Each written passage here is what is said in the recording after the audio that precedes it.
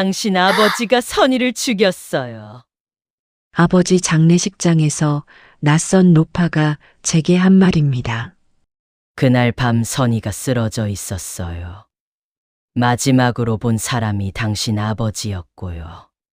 한 달 전 냉장고에 물 한 병도 없는 원룸에서 고독사로 발견된 아버지. 그 사람이 살인자라니. 하지만 집에 돌아와 장롱 깊숙이 숨겨진 반쪽짜리 편지를 발견했을 때 온몸이 얼어붙었습니다. 유나야, 너에게 숨긴 게 있다. 그날 밤 일은 너를 지키기 위한 아비의 선택이었다. 편지 옆엔 1980년대 버스표, 피 묻은 듯한 흑백 사진, 빛바랜 수첩이 있었어요. 수첩을 펼치는 순간 첫 장에 적힌 글씨를 보고 숨이 멎었습니다. 선이 미안하다. 너를 그렇게 만들 줄은. 그리고 그 아래 작은 글씨로 이렇게 적혀 있었어요. 유나는 절대 진실을 알아서는 안 된다. 아버지는 정말 살인자였던 걸까요? 아니면 더 끔찍한 비밀이 숨겨져 있는 걸까요? 장례식장은 쓸쓸했습니다. 조문객이라곤 동네 슈퍼주인 할머니 한 분뿐이었어요. 아버지 친구라고 부를 만한 사람은 단 한 명도 오지 않았습니다. 평생을 혼자 사셨던 아버지. 저와도 거리를 두셨지요. 결혼식에도 안 오셨고 손주가 태어났다는 소식에도 그래, 잘 됐구나 한마디뿐이었어요. 왜 아버지는 평생 그렇게 사셨을까요? 그때였습니다. 검은 옷을 입은 노파가 들어와 제 손을 꽉 잡았어요. 손이 얼음장처럼 차가웠습니다. 유나 씨, 이제 알아야 할 때가 됐어요. 누구세요? 저는 은성다방에서 일했던 사람입니다. 선희가 사라지던 그날 밤을 기억하지요. 노파의 손이 떨렸습니다. 당신 아버지는 선희를 그렇게 만든 게 자신이라고 생각했을 거예요. 무슨 소리예요? 아버지가 누굴 어떻게 했다는 거예요? 노파는 대답 대신 제 귀에 대고 속삭였습니다. 당신이 누구 딸인지 정말 모르는 거요? 그 말을 남기고 노파는 황급히 빠져나갔어요. 내가 누구 딸? 그게 무슨 뜻이지? 장을 치르고 집에 돌아왔을 때 저는 아버지의 다락방으로 올라갔습니다. 평소엔 잘 올라가지 않던 곳이었어요. 아버지가 살아계실 때도 거긴 들어오지 말라고 하셨거든요. 계단을 올라가는데 삐걱거리는 소리가 났습니다. 찬바람이 새는 낡은 나무 계단이었지요. 다락방 문을 열자 먼지 냄새와 함께 묵은 연탄재 냄새가 났습니다. 구석에 낡은 도시락통이 놓여 있었어요. 연탄재 냄새가 희미하게 배어 있는 낡디낡은 알루미늄 통이었습니다. 뚜껑을 열었을 때 나온 건 1980년대 버스표, 흑백 사진, 빛바랜 수첩이었어요. 버스표에는 서울 마이너스 강릉 1982년 2월 15일이라고 적혀 있었습니다. 아버지가 어디론가 가셨던 흔적이었지요. 수첩을 펼치자 첫 장에 이렇게 적혀 있었습니다. 선이 너를 그렇게 만들 줄은 미안하다. 선이. 처음 듣는 이름이었어요. 사진을 꺼냈습니다. 흑백 사진 속엔 젊은 여자가 다방 레지 앞에 서 있었습니다. 하얀 블라우스를 입고 눈빛이 어쩐지 슬펐어요. 뒷면에 작은 글씨로 이렇게 적혀 있었습니다. 1981년 겨울. 은성다방 선이. 1981년이면 제가 태어나기 전이었습니다. 이상한 점이 하나 있었어요. 사진 속 여자의 눈매가 거울 속 제 얼굴과 너무 닮아 있었습니다. 손이 떨렸습니다. 아니, 이건 우연이겠지요. 그냥 비슷하게 생긴 거겠지요. 그렇게 생각하려던 순간 수첩 뒷장에서 작은 메모가 떨어졌습니다. 박도현, 대성그룹 장남. 위험, 위험? 박도현은 누구고 왜 위험하다는 걸까요? 그리고 선희는 대체 누구였을까요? 저는 수첩을 더 넘겨봤습니다. 페이지마다 아버지의 글씨가 빼곡했어요. 일기장 같았습니다. 1981년 8월 3일. 선희가 오늘도 다방에 나왔다. 박도현이 또 왔다.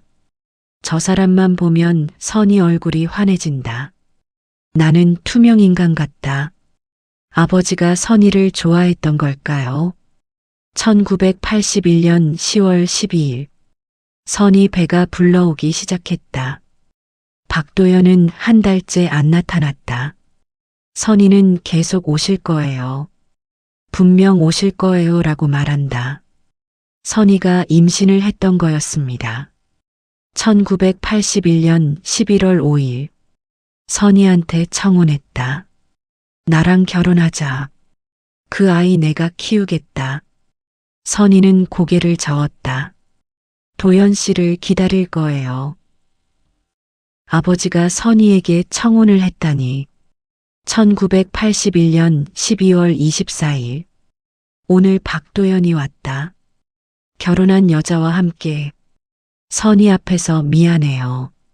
전 제 인생을 살아야 해요라고 했다.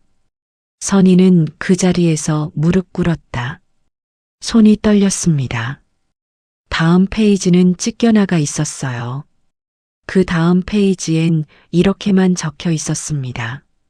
1981년 12월 25일. 선희는 죽었다. 하지만 아기는 살았다. 이 아기를 지켜야 한다. 아기. 설마. 저는 수첩을 덮었습니다. 숨이 가빠졌어요. 노파가 한 마리 머릿속을 맴돌았습니다. 당신이 누구 딸인지 정말 모르는 거요? 그리고 사진 속 여자. 저와 너무 닮은 그 여자. 혹시 나는. 아니, 말도 안 돼요. 하지만 가슴 한구석에서 차가운 무언가가 올라왔습니다. 저는 도시락통 바닥을 다시 뒤졌습니다. 거기서 반쪽짜리 편지가 나왔어요. 정확히 반이 찢겨진 편지였습니다.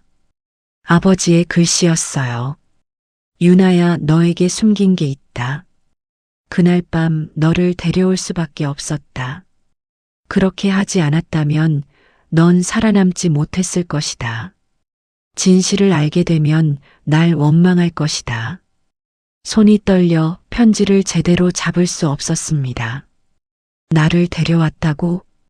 그럼 나는 아버지 친딸이 아니라는 건가요? 편지는 거기서 끝이었어요.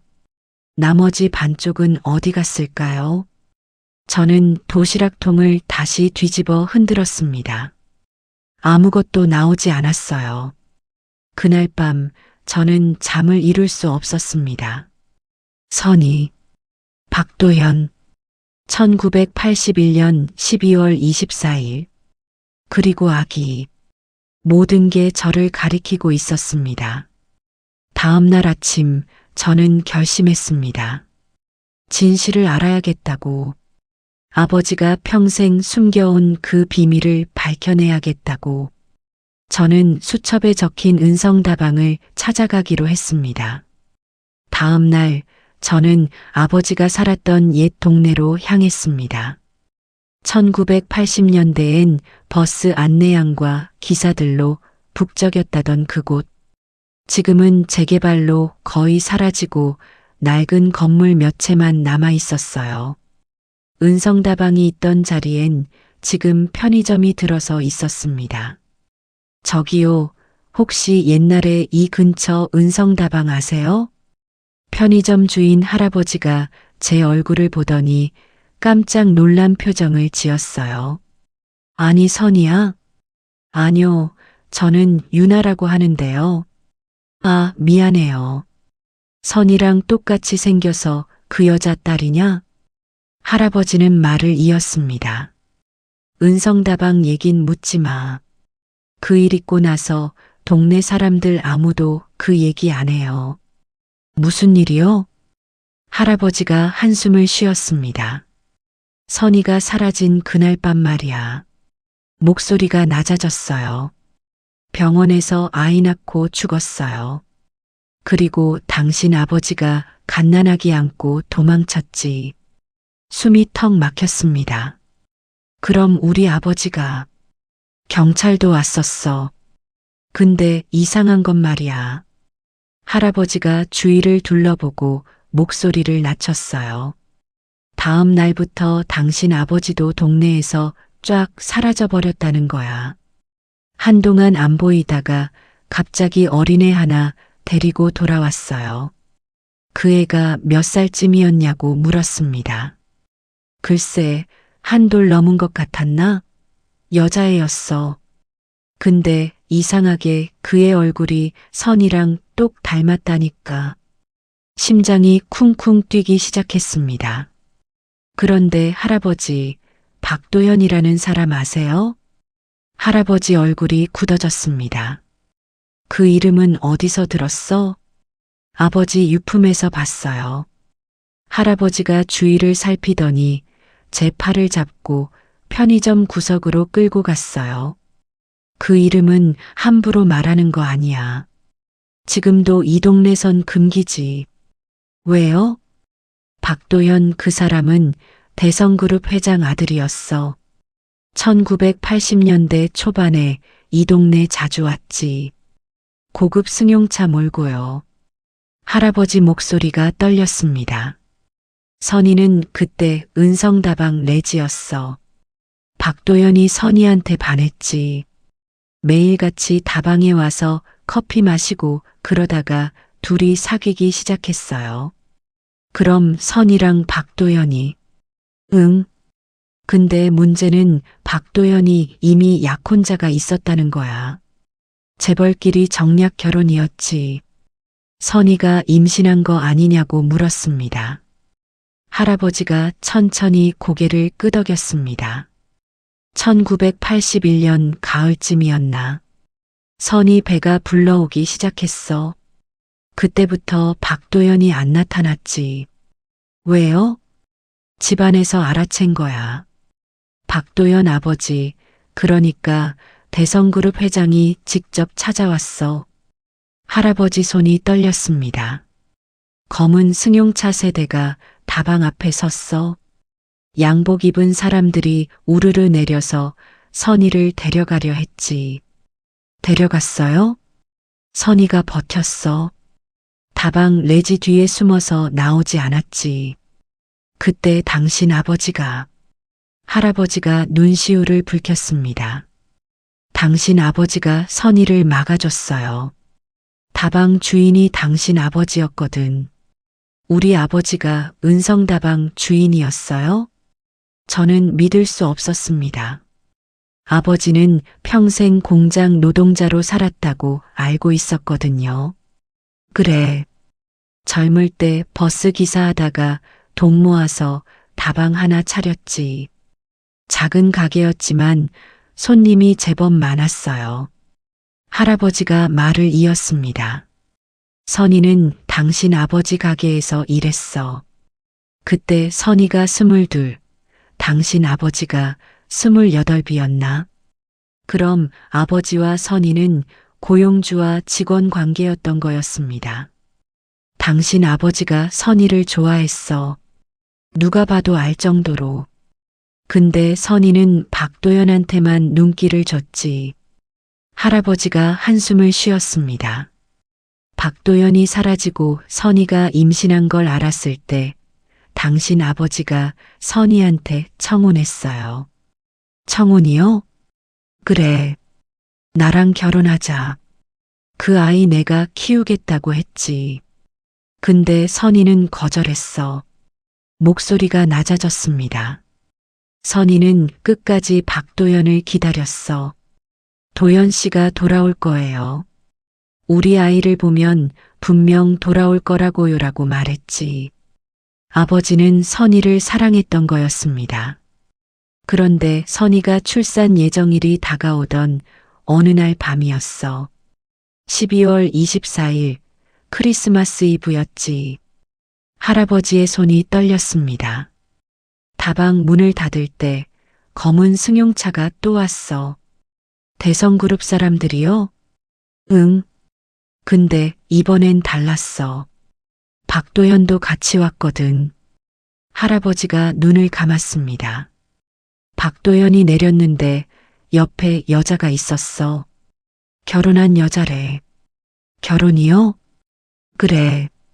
박도현은 그날 결혼식을 올렸어. 그리고 신혼여행 가기 전에 선희한테 마지막으로 인사하러 온 거야. 숨이 막혔습니다.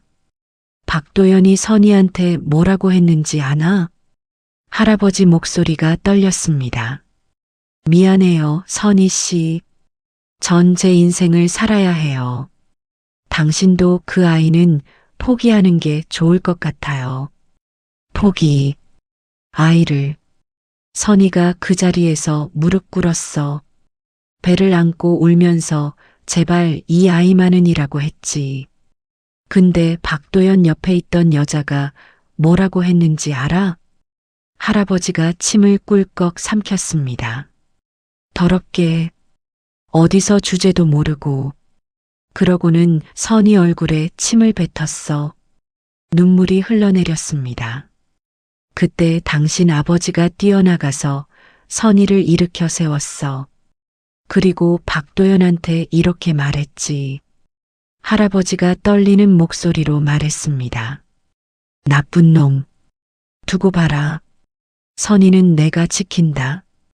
그날 밤 일은 동네 사람들 사이에서 금기가 됐어. 할아버지가 고개를 저었습니다. 박도현 일행이 떠나고 1시간쯤 지났을 때였어. 선희가 갑자기 진통을 시작했나 봐. 진통이요? 응. 충격 때문인지 아니면 예정일이 다가온 건지 배를 움켜쥐고 쓰러졌어. 할아버지 손이 떨렸습니다. 당신 아버지가 선희를 업고 병원으로 뛰어갔어. 그때가 밤 11시쯤이었나. 병원에 갔어요? 응. 나는 다방 앞에서 택시 기다리고 있었는데 당신 아버지가 선희 업고 지나가는 걸 봤어. 병원 가야 해. 라고 소리치면서 할아버지가 말을 이었습니다. 근데 이상한 게 뭔지 아나? 뭐요? 당신 아버지 뒤를 검은 승용차 한 대가 천천히 따라가고 있었어. 대성그룹 사람들이 따라갔던 거였습니다. 나는 불길한 느낌이 들어서 택시 타고 병원 쪽으로 가봤지. 병원 앞에 도착했을 때 할아버지가 눈을 감았습니다. 검은 승용차 세대가 병원 정문 앞에 서 있었어. 양복 입은 남자들이 우르르 병원 안으로 들어가더라고. 그래서요? 나는 병원 밖에서 기다렸어. 그리고 나서 병원 안에서 소란이 들렸지. 할아버지 목소리가 떨렸습니다. 간호사들이 뛰어다니고 의사들이 소리 지르고 뭔가 큰일이 벌어진 것 같았어. 뭐가 있었는지 아세요? 할아버지가 고개를 저었습니다. 잘 모르겠어. 다만 그 후에 병원 연문이 벌컥 열리면서 당신 아버지가 뛰어나왔어. 아버지가요? 응. 품에 뭔가를 안고 있었어. 담요로 감싼 작은 뭔가를. 아기. 저를 안고 있었던 거였습니다. 당신 아버지 얼굴이 귀신 같았어. 눈물 범벅이고 입술이 파랗게 질려 있고. 할아버지가 말을 이었습니다. 그 뒤로 양복 입은 남자 2명이 쫓아나왔어. 거기서 그 아이 내놔. 소리치면서. 그럼 아버지가 도망쳤지. 미친 듯이 아기를 안고 골목으로 사라졌어. 할아버지가 한숨을 쉬었습니다. 다음 날 아침 신문에 났어. 할아버지가 오래된 신문 스크랩을 찾더니 보여주었습니다. 다방 여종업원, 출산 직후 사망. 신원불명 남성 신생아 안고 병원서 도주. 경찰, 영아유괴 혐의로 수사 착수. 기사를 읽는데 손이 떨렸습니다. 선희는 어떻게 된 거예요? 할아버지가 조용히 말했습니다. 기사에 나와 있어. 이선희 23세, 출산 후 과다출혈로 사망.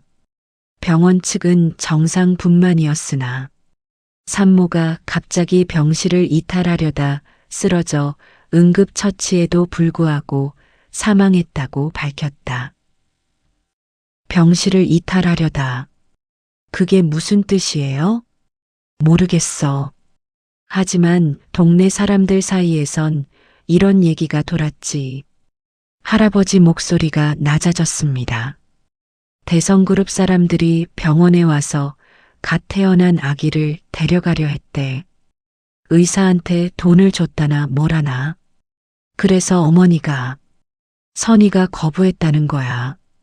아기를 빼앗기지 않으려고 병실 밖으로 나가려 했대. 출산한 지 1시간도 안 됐는데. 할아버지가 눈물을 닦았습니다. 당신 아버지가 선희를 말렸대.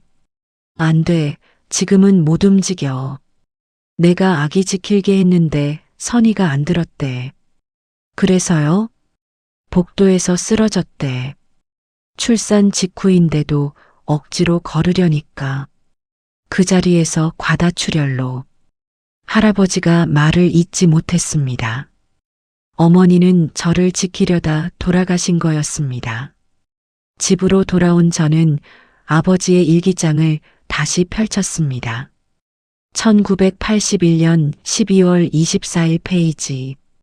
아버지의 글씨는 흐트러져 있었고 군데군데 얼룩이 져 있었어요.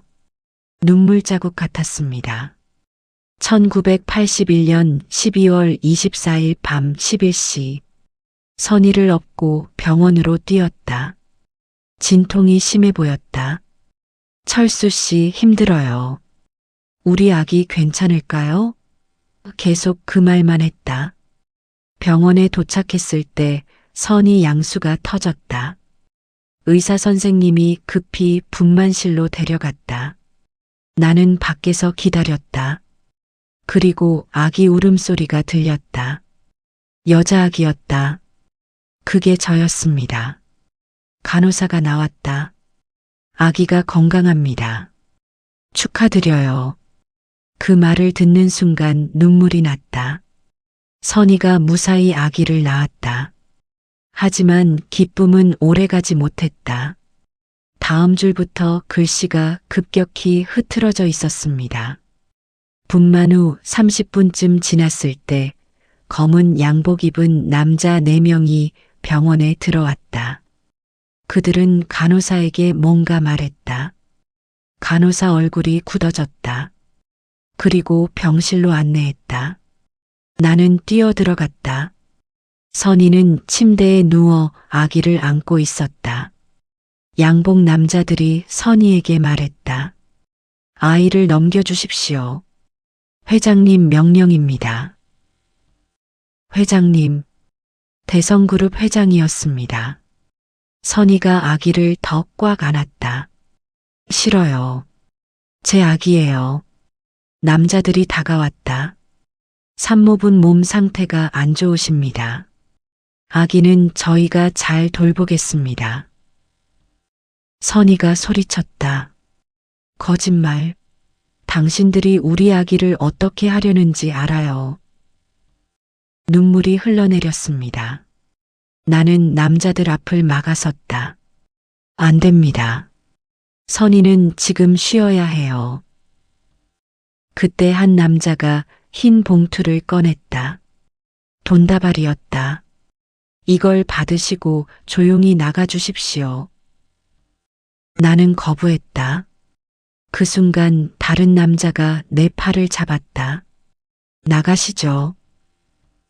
나를 복도로 끌어냈다. 병실 문을 닫았다. 안에서 선희 비명소리가 들렸다. 아버지 글씨가 떨려 있었습니다. 나는 문을 두드렸다. 간호사들이 나를 말렸다. 지금은 면회 안 됩니다. 5분쯤 지났을 때 병실 문이 열렸다. 남자들이 나왔다. 한 명은 전화기를 들고 누군가와 통화하고 있었다. 네, 회장님. 아기 확보했습니다. 지금 데려가겠습니다. 아기를 데려간다고 했습니다. 나는 병실로 뛰어들어갔다. 선희는 빈 침대에 누워 울고 있었다. 아기는 없었다. 우리 아기 어디 갔어요? 선희가 일어나려 했다. 하지만 출산 직후라 다리에 힘이 없었다. 나는 선희를 부축하려 했다. 하지만 선희는 내 손을 뿌리쳤다. 우리 아기 찾아야 해요. 선희가 병실 밖으로 비틀거리며 나갔다. 나는 선희를 안으려 했다. 간호사들도 뛰어왔다. 하지만 선희는 멈추지 않았다. 복도 끝까지 걸어갔다. 거기서 양복 남자 한 명이 담요에 싼 아기를 안고 있었다. 내 아기 돌려줘요. 선희가 남자에게 달려들었다. 아버지 글씨가 흐려져 읽기 어려웠습니다. 눈물로 번진 것 같았어요. 그 순간 선희 다리에서 힘이 풀렸다. 바닥에 쓰러졌다. 피가 흘러나왔다. 의사들이 뛰어왔다. 산모가 쓰러졌어요. 출혈이 심합니다. 선희를 응급실로 옮겼다. 혼란 속에서 나는 양복 남자에게서 아기를 낚아챘다. 담요에 쌓인 작은 아기. 눈을 감고 자고 있었다. 남자들이 나를 붙잡으려 했다. 나는 뛰었다. 병원 옆문으로. 저 사람 잡아. 뒤에서 소리가 들렸다. 나는 멈추지 않았다. 골목으로 계속 뛰었다. 아기를 가슴에 꽉 안고 아버지가 저를 데리고 도망친 거였습니다. 일기장 다음 페이지는 찢겨나가 있었습니다. 그 다음 페이지에는 이렇게만 적혀 있었어요. 1981년 12월 25일 새벽 3시 병원에 전화했다. 선희는 죽었다. 과다출혈이었다. 내 잘못이다. 내가 아기를 더 빨리 지켜냈다면 선희는 쓰러지지 않았을 것이다. 하지만 아기를 남겨뒀다면 저 사람들 손에 넘어갔을 것이다. 선희가 마지막으로 한 말이 기억난다. 우리 아기 지켜줘요. 선희야, 미안해. 너는 지키지 못했어. 하지만 너의 아기는 끝까지 지키겠어. 일기장을 넘겼습니다. 1981년 12월 26일 강원도 산골 마을로 왔다. 신문에 내 얼굴이 나왔다. 영화 유괴범 김철수 행방묘연. 경찰이 나를 찾고 있다. 하지만 더 무서운 건 경찰이 아니다. 대성그룹이다. 저들은 이 아기를 찾을 것이다. 아버지는 도망자가 된 거였습니다. 1981년 12월 28일. 아기가 울음을 멈추지 않는다. 분유를 어떻게 먹이는지 모르겠다. 약국 아주머니한테 물어봤다. 아기 아빠세요? 거짓말했다. 네, 아내가 아파서 제가 돌보고 있어요. 아주머니가 분유 타는 법을 가르쳐 줬다. 70도 물에 숟가락으로 3스푼. 1982년 1월 3일. 여관 주인이 수상하게 쳐다본다. 손님, 애기 엄마는 어디 있어요? 또 거짓말했다. 곧 올 겁니다. 여관을 옮겨야겠다. 1982년 1월 10일. 신문에 또 났다. 대성그룹 실종 영화 찾기 나서 거액 현상금 걸어. 현상금이 500만 원이다. 500만 원이면 엄청난 돈이다. 누군가 나를 신고할 것이다. 아버지는 얼마나 무서웠을까요?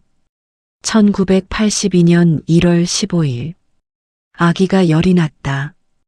이마가 뜨겁다. 병원에 가야 하는데 갈 수 없다. 신분증을 보이는 순간 끝이다. 약국에서 해열제만 샀다. 아기 몇 개월이에요? 3개월입니다. 또 거짓말. 아기가 계속 운다. 미안하다. 정말 미안하다. 1982년 1월 20일. 아기 이름을 지었다. 유나. 선희의 희자를 풀어서 윤자로. 부드럽고 따뜻한 아이로 자라길. 선희야, 이 이름 마음에 드니? 눈물이 멈추지 않았습니다. 1982년 2월 1일. 돈이 떨어졌다. 산골 마을에서 막노동을 한다. 유나를 등에 업고 일한다. 논에 거름을 나르고 장작을 패고 마을 사람들이 수군댄다. 저 사람 아내는 어디 갔대? 애기 업고 일하는 거 보니 불쌍하네. 1982년 2월 14일. 신문을 봤다. 대성그룹 박도현 사생아 문제로 곤혹. 야당 의원 국회에서 추궁. 박도현이 곤란해하고 있다. 하지만 동정하지 않는다. 저 사람 때문에 선희가 죽었다. 1982년 2월 28일. 유나가 웃었다. 처음으로 웃었다. 내 얼굴 보고 방긋 웃었다. 선희 얼굴이랑 똑같다. 선희야, 우리 딸 웃었어. 봤니? 아버지는 혼자서 저를 키우신 거였습니다. 1982년 3월 1일. 신문에 놀라운 기사가 났다. 대성그룹 영아 사망 확인 발표. 박도현 사생아 스캔들 일단락. 유나가 죽은 걸로 발표됐다. 가짜 사망 진단서까지 만들었다. 이제 안전해졌다. 더 이상 유나를 찾지 않을 것이다. 1982년 3월 15일. 동네로 돌아왔다. 유나를 동사무소에 신고했다. 보호시설에서 발견한 기아로 신고했다. 공무원이 물었다. 아기 부모는 어떻게 됐어요? 모릅니다. 버려진 아이였습니다. 또 거짓말을 했다. 하지만 이건 유나를 지키기 위한 거짓말이다. 이제 유나는 법적으로 내 딸이다. 마지막 페이지에 이렇게 적혀 있었습니다. 선희야, 미안해. 널 지키지 못했어. 하지만 유나는 끝까지 지키겠어. 약속해. 유나야, 너는 아직 모르지. 하지만 언젠가 이 진실을 알게 될 거야. 그때 나를 원망해도 괜찮아. 나는 내 진짜 아버지가 아니니까. 하지만 한 가지만 기억해줘. 나는 평생 너를 딸로 사랑했어. 저는 박도연을 찾기로 결심했습니다. 아버지가 평생 지켜온 비밀. 그 진실을 박도연은 알아야 한다고 생각했어요. 대성그룹 본사로 전화를 걸었습니다. 박도연 회장님과 통화하고 싶은데요. 무슨 용건이신가요? 사적인 일입니다. 1981년 은성다방 이선희에 관한 일이라고 전해주세요. 잠시 침묵이 흘렀습니다. 잠시만 기다려 주십시오. 5분 뒤 전화가 다시 연결됐습니다. 여보세요. 낮고 무거운 남자 목소리였습니다. 박도연 회장님이십니까? 그렇소. 당신은 누구요? 저는 이선희의 딸입니다. 전화기 너머로 숨소리가 멎었습니다. 선희의 딸?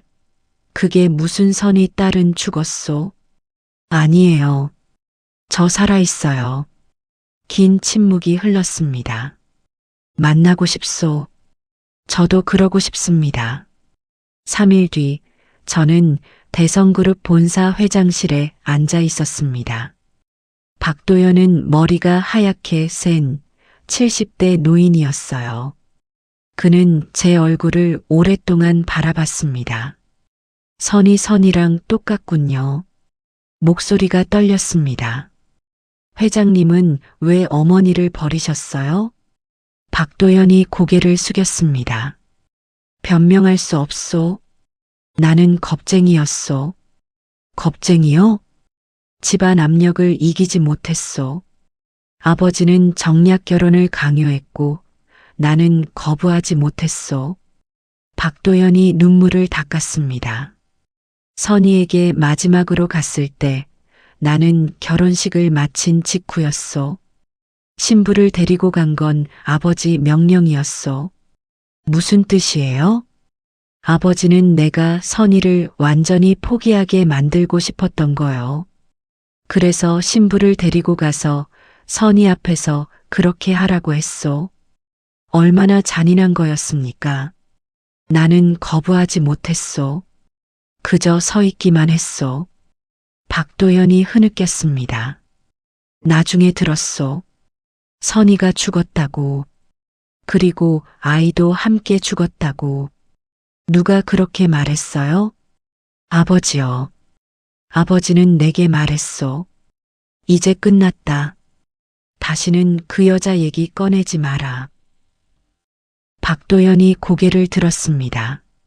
나는 평생 그렇게 알고 살았소. 선희와 아이가 죽었다고. 그런데 당신이 살아 있었군요. 저는 그날 밤의 진실을 모두 말해줬습니다.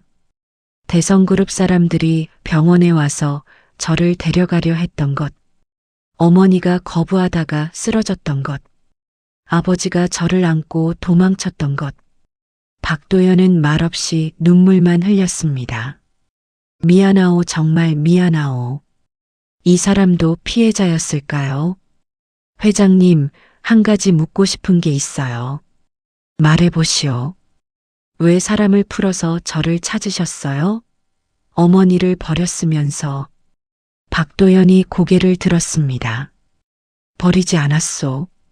나는 선희를 사랑했소. 그럼 왜? 아이를 찾은 건 아버지 명령이었소. 아버지는 말했소. 사생아가 밖에 돌아다니면 집안 망신이다. 찾아서 해외로 보내라. 해외로 보내려고 했다는 거였습니다. 나는 거부했소. 내가 키우겠다고 했소. 하지만 아버지는 허락하지 않았소. 박도연이 떨리는 손으로 서랍을 열었습니다. 거기서 낡은 사진 한 장을 꺼냈어요. 선희의 사진이었습니다. 제가 아버지 도시락통에서 본 바로 그 사진이었지요. 나는 평생 이 사진을 간직했소. 선희를 잊은 적이 없소. 박도연이 말을 이었습니다. 2주 뒤 아버지가 아이는 죽었다고 발표했을 때 나는 안도했소. 그리고 동시에 죄책감에 시달렸소. 왜요? 아이가 살아있다면 해외로 보내야 했을 테니까. 죽었다니 차라리 잘 됐다고 생각한 내가 너무 비겁했소. 이 사람은 평생 죄책감에 살았던 거였습니다. 한 달 뒤 저는 아버지 산소 앞에 섰습니다. 손에는 선희의 사진과 아버지의 편지를 들고 있었어요. 옆엔 박도연이 서 있었습니다. 이분이 유나를 키운 분이군요. 박도연이 아버지 묘비를 쓰다듬었습니다. 고맙소. 내가 하지 못한 걸 대신 해주셔서.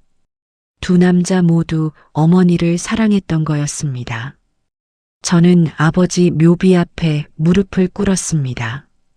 아버지, 이제야 다 이해했어요. 눈물이 흘러내렸습니다.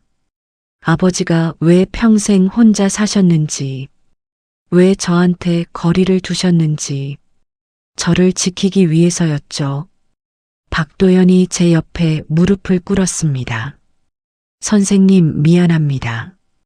제 때문에 평생 고생하셨습니다. 그가 아버지 묘비에 큰 절을 올렸어요. 제가 책임져야 할 아이를 대신 키워주셨습니다. 감사합니다. 이제야 모든 게 연결됐습니다. 저는 가방에서 무언가를 꺼냈습니다. 새로 만든 작은 비석이었어요. 이선희, 유나의 어머니, 사랑하는 딸을 끝까지 지킨 여자. 그 옆에 또 다른 비석을 세웠습니다. 김철수, 유나의 아버지. 피 한 방울 섞이지 않았어도 평생 딸을 사랑한 남자. 박도연이 물었습니다. 저는요? 저는 뭐죠? 저는 그를 바라봤습니다. 회장님은 제 생부예요. 하지만 아버지는 아니에요. 알고 있어. 하지만 어머니를 사랑했던 사람이죠. 그걸로 충분해요. 박도연이 고개를 끄덕였습니다. 고맙소. 그 말만으로도 충분하오. 3개월 뒤, 저는 어머니와 아버지의 무덤을 나란히 이장했습니다. 북한산 자락, 은성다방이 보이는 그곳에 말이지요. 비석엔 이렇게 새겼어요. 이선희 앤드 김철수, 딸을 사랑한 2사람. 그리고 그 아래 작게 적었습니다. 가족은 피가 아니라 사랑으로 만들어진다. 아버지, 어머니, 이제 함께 계세요. 저는 괜찮아요. 박도연은 가끔 찾아와 묘소를 돌봐줬어요. 저에게 뭔가를 해주려 하지 않았습니다. 그저 묵묵히 어머니와 아버지를 기억해 줄 뿐이었지요. 그걸로 충분했습니다. 저는 아이를 데리고 묘소를 찾았습니다. 엄마, 여기가 할아버지 산소야? 응. 그리고 할머니도 계셔. 아이가 물었습니다. 할아버지는 엄마를 많이 사랑하셨어? 저는 아이 머리를 쓰다듬었습니다. 응. 세상에서 제일 많이 사랑하셨어. 피 한 방울 안 섞였어도. 아이가 고개를 갸웃했습니다. 저는 미소 지었습니다. 가족은 피로 만들어지는 게 아니야. 사랑으로 만들어지는 거란다. 바람이 불어왔습니다. 어디선가 아버지 목소리가 들리는 것 같았어요. 유나야, 잘 자랐구나. 아빠는 자랑스럽다. 아버지, 사랑해요. 정말 고마웠어요.